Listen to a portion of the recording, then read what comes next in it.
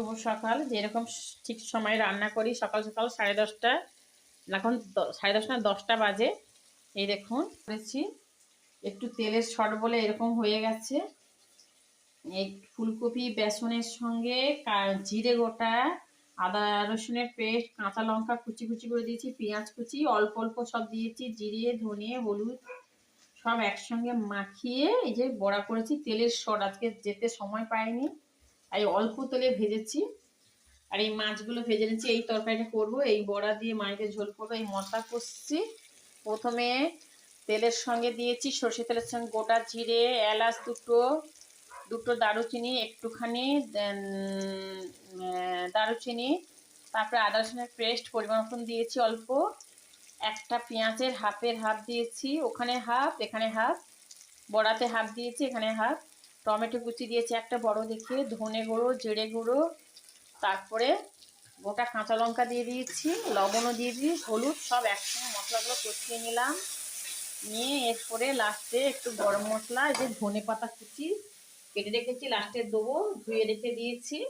এই রেসিপিটা করছি বন্ধুরা, ট্রাই করে খাবেন। খুব সুস্বাদু একটা খাবার, বাচ্চারাও চেটে পুটে খাবে, বড়রাও চেটে পুটে খাবে। তাই রেসিপিটা করছি, তোমাদেরকে দেখাচ্ছি বন্ধুরা। এই মশলাগুলো কষানো হয়ে গেছে, এবার জল দিয়ে দেবো। এই যে জল দিয়ে দিচ্ছি,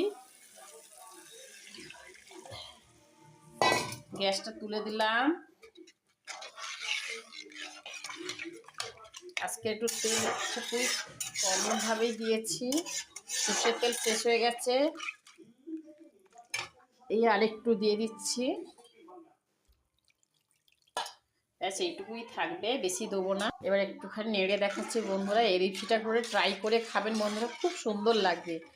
এই বেসন আর ফুলকপি সেদ্ধ, হ্যাঁ ফুলকপি সেদ্ধ করে নিয়েছিলাম, নিয়ে বেসন সঙ্গে ভালো করে মাখিয়ে নিয়েছি। একটু তেলের কমের জন্য এগুলো এরকমই হয়ে গেছে বন্ধুরা। কে আবার যাবে দোকানে, আমি যা আছে এই দিয়েই করে ফেলি আজকে।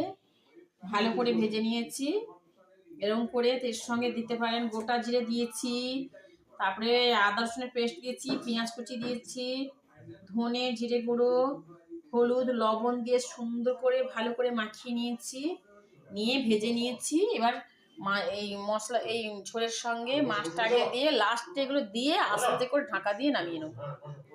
এই দেখুন, এইটা হচ্ছে ওলকপি ফুলকপি একসঙ্গে ভেজে নিয়েছি, এই যে একসঙ্গে ভেজে নিয়েছি। আর এই যে পুঁই ডাঁটা, বেগুন, আলু, ফুলকপি সব একসঙ্গে